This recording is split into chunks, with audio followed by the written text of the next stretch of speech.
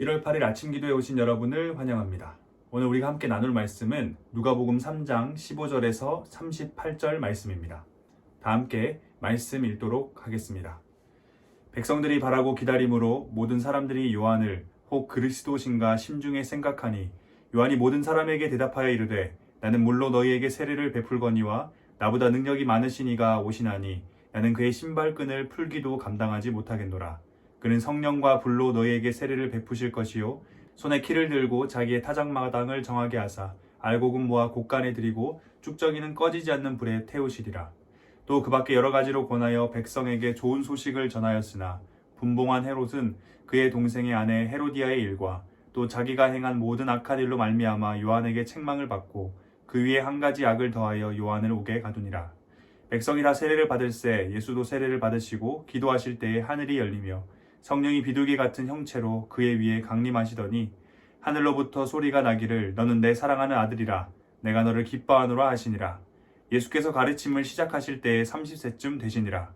사람들이 아는 대로는 요셉의 아들이니 요셉의 위는 헬리요 그 위는 마따디요 그 위는 레위요 그 위는 멜기요 그 위는 얀나요 그 위는 요셉이요 그 위는 마따디아요 그 위는 아모스요 그 위는 나홈이요 그 위는 에슬리요 그 위는 낫게요 그 위는 마아디요 그 위는 마따디아요 그 위는 서머인이요 그 위는 요색이요 그 위는 요다요 그 위는 요하나니요 그 위는 라사요 그 위는 수룹바벨이요 그 위는 스알디엘이요 그 위는 레리요 그 위는 멜기요 그 위는 낫디요 그 위는 고삼이요 그 위는 엘마담이요 그 위는 에르요 그 위는 예수요 그 위는 엘리에서요 그 위는 요림이요 그 위는 마따디요 그 위는 레위요 그 위는 시므온이요 그 위는 유다요 그 위는 요셉이요 그 위는 요남이요 그 위는 엘리야김이요 그 위는 멜레아요 그 위는 맨나요 그 위는 마따다요 그 위는 나단이요 그 위는 다윗이요 그 위는 이세요 그 위는 오벳이요 그 위는 보아스요 그 위는 살몬이요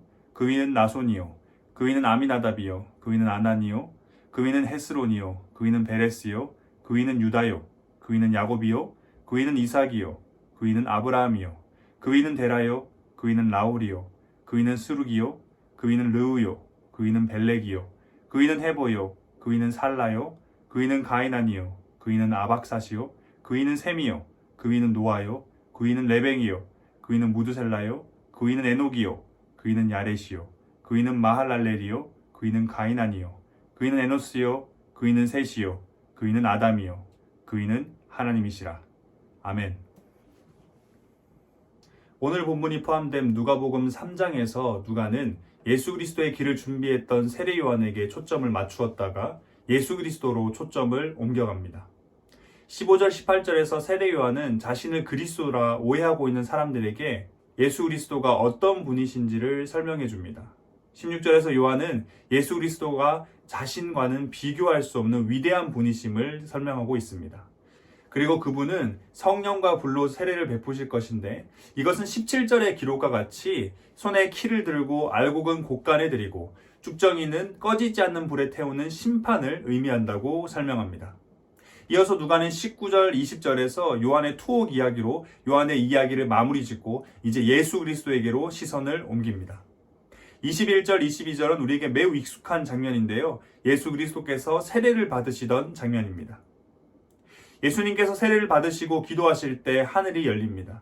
그리고 성령이 비둘기 같은 형체로 예수님 위에 강림하십니다.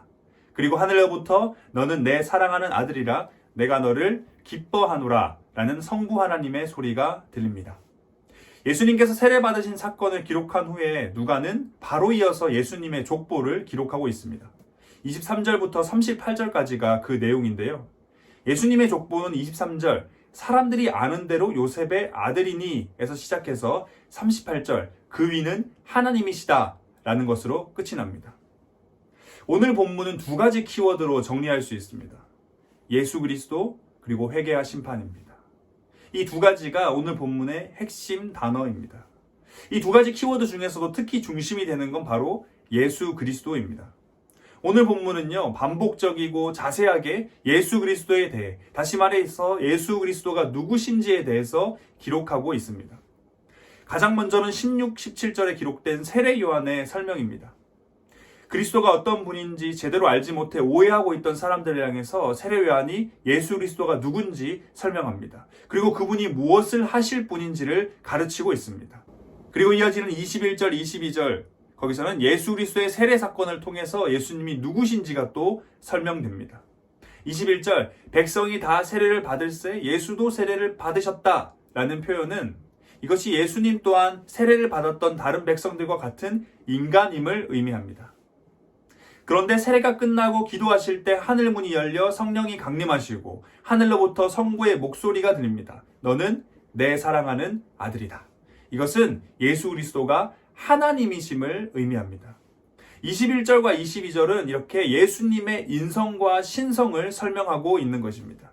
이어지는 23절부터 마지막 38절까지 기록된 예수 그리스도의 족보는 앞서 설명된 예수 그리스도의 인성과 신성을 조금 더 명확하게 설명하고 있습니다. 족보의 시작은 다음과 같습니다. 23절입니다. 사람들이 아는 대로 요셉의 아들이니. 주변 사람들이 보아도 예수라는 사람은 요셉의 아들로 보였다는 것은 예수 그리스도는 완전한 사람임을, 완전한 인간임을 의미합니다. 예수님의 족보에서 계속 반복되고 있는 그 위는 이라는 표현은 원어의 뜻에 조금 더 살려서 써보면 누구의 아들이라고 합니다. 이 표현을 기억하고 예수님의 족보 마지막 부분을 다시 한번 살펴보면 이런 겁니다. 하나님의 아들이다. 이것은 예수 그리스도가 완전한 하나님의 아들임을 또한 나타냅니다.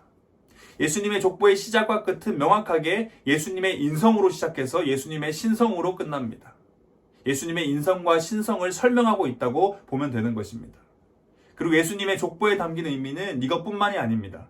여러 의미들이 있는데 중요한 것을 몇 가지 살펴보면 다음과 같습니다. 첫 번째는 예수님에서 시작되어 아담으로 올라간 이 족보는 첫 아담에서 시작된 죄의 문제가 둘째 아담에서 해결되고 끝맺어짐을 의미합니다. 이것은 오늘 본문의 앞부분에서 요셉이 예수님이 어떤 분이신가, 무엇을 하실 수 있는 분인지를 설명하는 내용과 일치합니다. 또한 사람 예수님에서 시작된 족보가 하나님으로 끝나는 것은 피조물인 인간과 하나님과의 연결고리를 보여줍니다.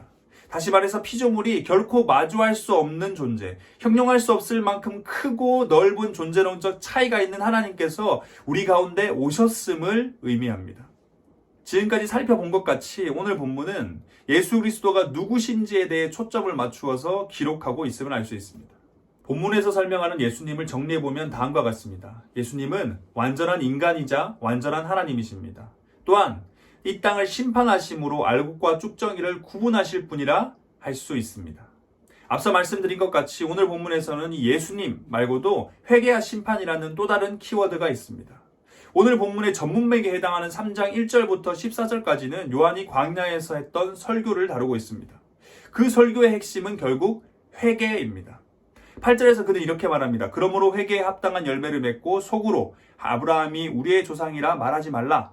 내가 너에게 이르노니 하나님이 능히 이 돌들로도 아브라함의 자손이 되게 하시리라.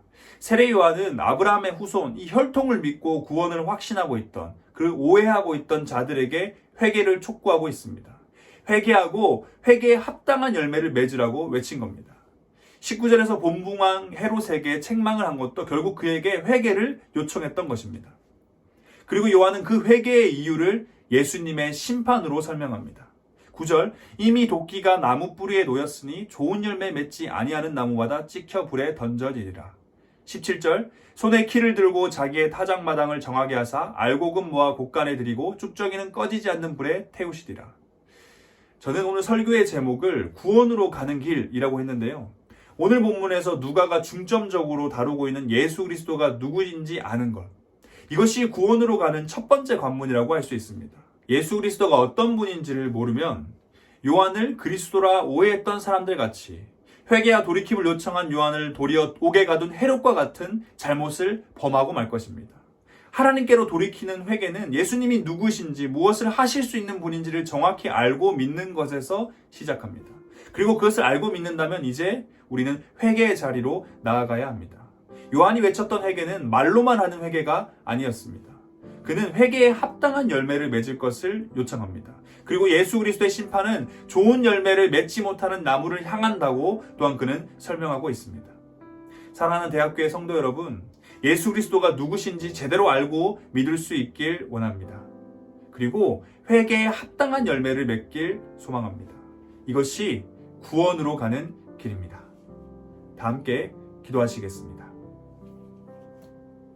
우리의 구원자, 우리의 창조자 되신 하나님의 이름을 찬양합니다.